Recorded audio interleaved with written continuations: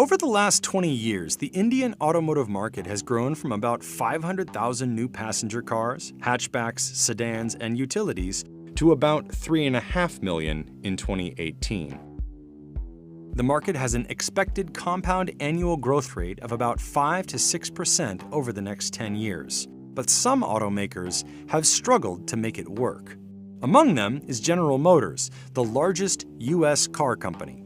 GM stopped selling cars in India in 2017 after years of declining market share.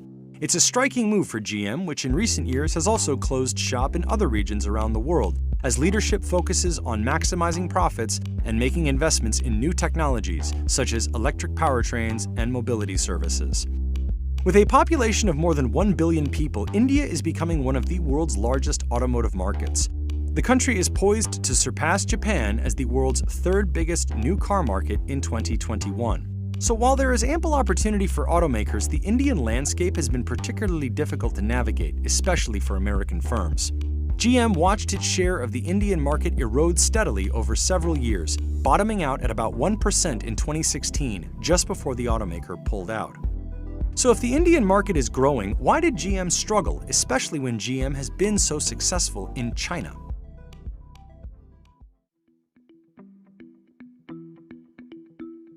To be fair, quite a few automakers tend to have difficulty in the Indian market. First of all, India is a massive country with a diverse population of roughly 1.3 billion people. India, I think we are definitely a complex market. The income levels are quite heterogeneous. We are divided actually into urban India and rural India. The consumer requirements are actually different. Even the needs are different in both these markets. There are a few criteria a mass market automaker ought to meet.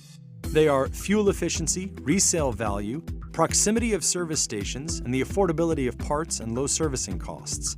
I think first thing is price. We are a country with a very low per capita income. Indians are very price sensitive. But price is not the only factor. So now the customer also needs some more value, for example, styling elements. And then I think a consumer also wants a global brand. They want a brand which is aspirational. The consumer wants an overall combination of all P's. It may be product, it may be price, it may be positioning, which makes the things quite complicated for OEMs. These might seem pretty attainable, but many automakers have struggled to meet these in the country. There are a couple of companies who have managed to crack that code, and there are several more with shares of the market ranging in size from small to smaller. By far, the most successful automaker in India is the Japanese firm Suzuki, which alone owns half the Indian market. Suzuki has enjoyed something of a first-mover advantage. It was the first major automaker to enter India, and it did so through a joint venture with Indian manufacturer Maruti. Suzuki also specializes in highly fuel-efficient vehicles, which are extremely important in the Indian market. After Suzuki, Korean maker Hyundai is the second largest, with 16% of the Indian market.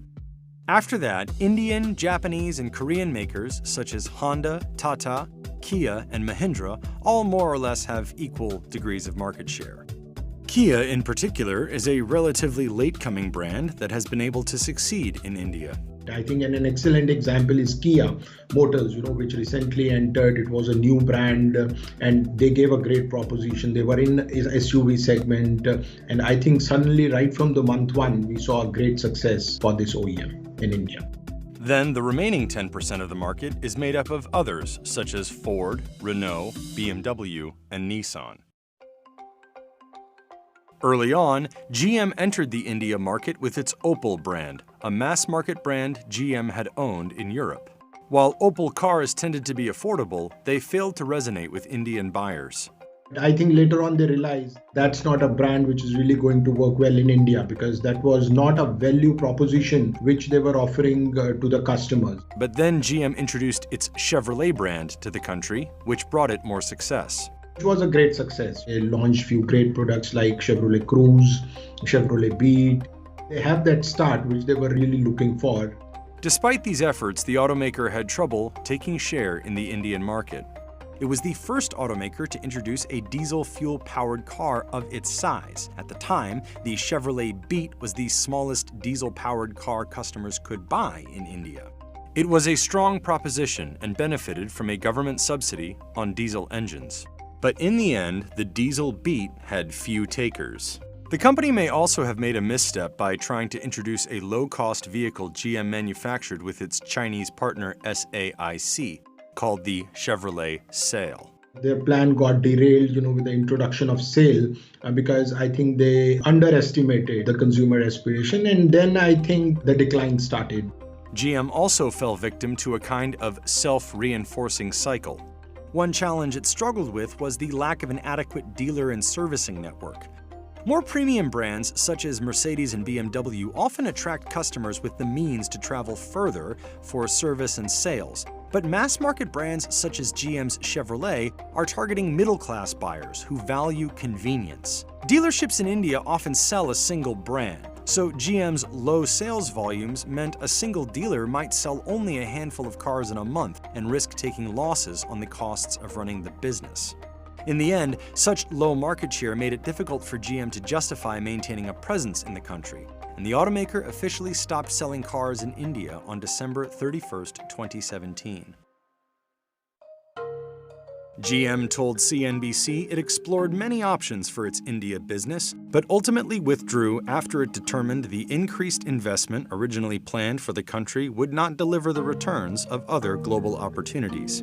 It continues to operate services for existing Chevrolet customers in the country. In September, the automaker entered a long-term partnership with Tata Consultancy Services, which will do engineering design for GM vehicles meant for markets around the world. The move out of India was part of a larger pullback GM has been making around the world as it restructures its business. We're seeing other automakers follow suit as they're pruning. They're pruning the dead branches and focusing on where they can be strong. For GM, this is a huge shift because GM of old used to be all things to everyone, everywhere. And it has now decided that is not the proper strategy. The automaker told CNBC if it doesn't see a clear path to leadership and long-term sustained profits in a particular market, it will look at opportunities to focus its resources on areas that will lead to the greatest results. It added that this is the same approach it has taken elsewhere. The automaker also sold its European operations to French carmaker PSA in 2017. At the time it pulled out of India, GM had two factories there, one in the Gujarati city of Halol and another in Talegaon. The Halol plant was acquired by MG Motor, the once famed British brand now owned by Chinese automaker SAIC Motor Corporation. GM has a joint venture with SAIC to produce cars in China. Reports surfaced in November 2019 that SAIC is also in talks to acquire GM's Talegaon plant along with fellow Chinese automaker Great Wall. GM told CNBC it is exploring strategic options for the plant.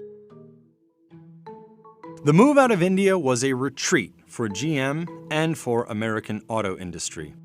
Ford is starting to do the same. It's trimming some of its offerings. Global economy and global auto market is slowing some. Certainly true here in the US. It's true in China. There's just not enough money to go around to every single market, to every single vehicle line. Look at Daimler and BMW. They've announced major employee cuts. But in some ways, it might have been a shrewd move. The other thing that is happening in the market that has never happened before is we are on the verge of massive disruption of the industry. We're going to have a future of electric vehicles and autonomous vehicles and new ways to acquire personal transportation and mobility services and all kinds of things. Nobody knows when that's going to happen or how it's going to happen, but it's requiring a lot of investment. Companies like GM just can't keep putting a ton of money into the future as well as a ton of money in today's stuff.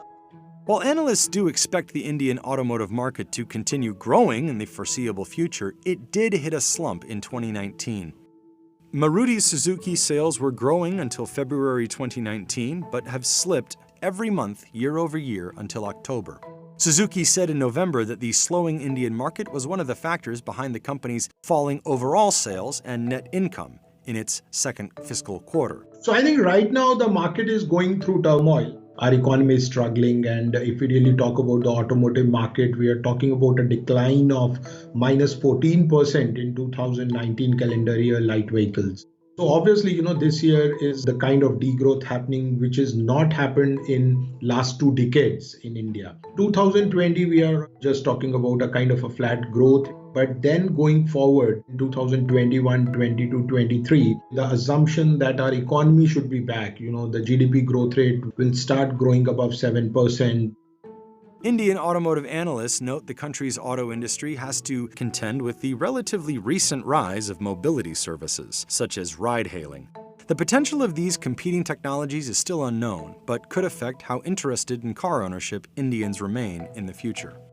In the end, GM did make some of the right choices when trying to go into India. GM was right in terms of localizing their products, typically for the Indian market, making it in line with the taxation because they were able to save tax. But at the end of the day, they were really not able to match with what the competitors were offering. If the Indian economy picks back up, GM may find itself trying to profitably re-enter the country. GM's rival Ford, which has been in India since 1995, said in October 2019.